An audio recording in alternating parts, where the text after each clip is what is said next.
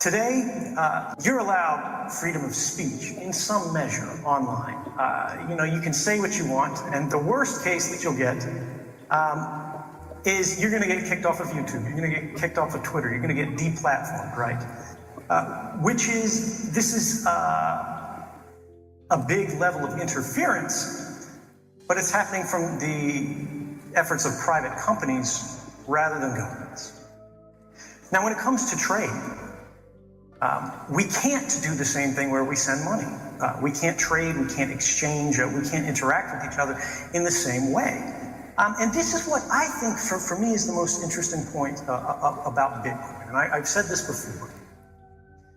Bitcoin is free money, right? You are able to exchange and interact permissionlessly. And when I think about privacy, when I think about liberty, that's what this is all about. What does liberty mean? It's freedom from permission. It means we live our lives in a way that we can experiment, we can engage, we can try things, we can even fail.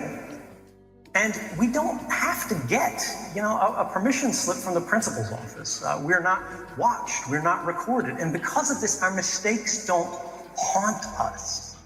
And this core point, right? This ability to act without permission, so long as you're not harming someone else, so long as you're not infringing on the rights of others, this is the foundation of all rights.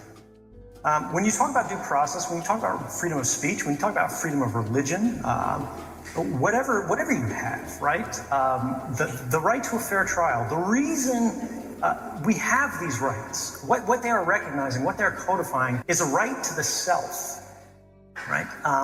And this goes in our language all the way down to private property, right? Privacy is that thing that says you belong to you rather than to society.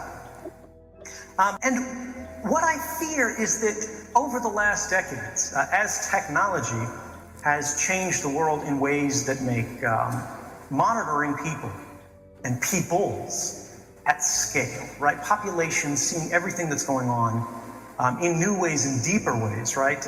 It used to be if governments wanted to watch us, they had to put teams of men on the street to follow you around, working in buildings, in cars, out on foot, to see where you go, to see who you meet, how you got there, how long you were there, to sit close enough into the cafe to know generally what your activities were, but not so close that you go, who is this guy that's sitting behind me all the time, right?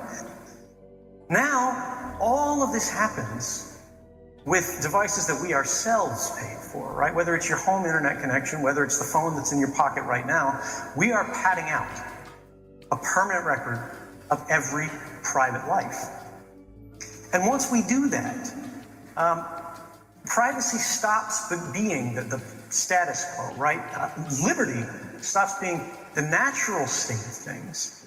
And now it's a point in tension with the systems of today. And what does that actually boil down to, right? What does that actually mean? Privacy has always been the natural state of human existence. Because even if you lived back in an old village in the day, people would gossip about you, people would understand you, people would see kind of how you go, how you live. But it was very easy to get away from this. You walked out in the woods, you were alone, you closed your doors and there was no one but you. Unless they came in and ransacked your journals, these things belong to you. But now that there is a record of everything being created, of every message you've ever sent, every border you've ever crossed, everything you've ever bought, every conversation you've ever had, everything you've ever typed into that search box, right? Instead, the only real control we have over the measure of privacy, over the measure of liberty in our lives, in our countries, in our world today, is that governments and institutions, meaning both governmental and corporate, decide to grant us. Because what we really have now is a record of all of our lives that the telecommunications companies have, that Facebook has, that the government has, that Visa and MasterCard have, right? And simply their willingness or their agreement with us that they will not read it, except where the law permits it, except when they choose to break that, and when it's simply too expensive and too difficult. But the whole thing about too expensive, too difficult, just over the span of my life, just over the span of the last few years, we've all seen that difficulty dropping and dropping and dropping. And as we get better deep learning, machine learning, and artificial intelligence methods of sorting through big data, eventually it's going to be cheap, it's going to be easy, it's going to happen on the fly. And so what then, right? So when you ask, why does privacy matter, right? And we scope back from all of this of what's happening now and how does it work, into what it means.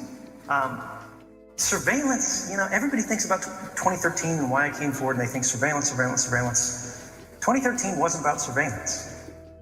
Surveillance was the mechanism used to discuss a conversation that was affecting all of us, which is that our governments, even in what we like to believe are free and open societies, are becoming increasingly comfortable making decisions without involving the democratic process, right? We weren't asked if we wanted to vote in favor of mass surveillance, right?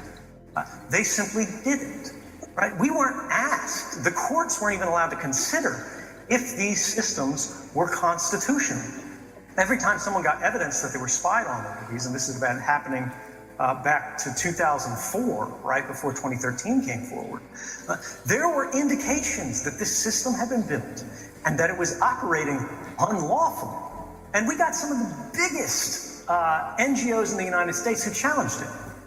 We got the American Civil Liberties Union, who challenged this in court. They were representing Amnesty International, right? And when it got all the way up to the Supreme Court, right, they said, look, this is a really interesting controversy, and this is something that we should be able to weigh in on. But the government, and by this they mean the executive branch, is saying this is a secret. And because it's a secret, the courts don't have the place to decide this, because it's not for the courts to decide what is or is not secret. It's up to the courts to decide what is or is not lawful. The champion of secrets, right, the master of the keys, that's the executive branch. And they say it's secret, so we have to trust them.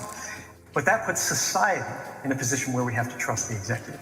And if we don't know what the executive is doing, we don't know how to vote. And if we can't vote in a meaningful, informed way, we can't grant consent in a meaningful way. Which means even though we have a democracy in name, it's not truly meaningful.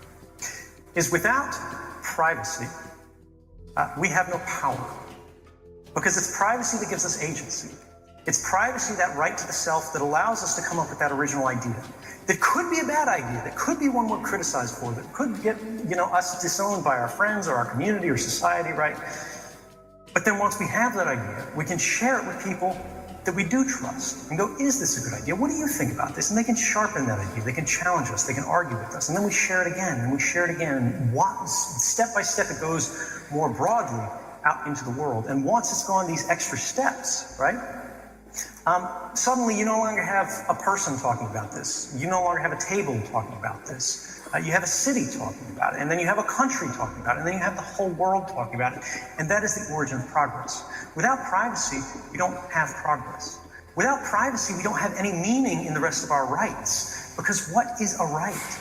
A right exists to protect, not the majority, because the majority decides what is or is not lawful. The majority doesn't need rights. The majority hardly needs laws.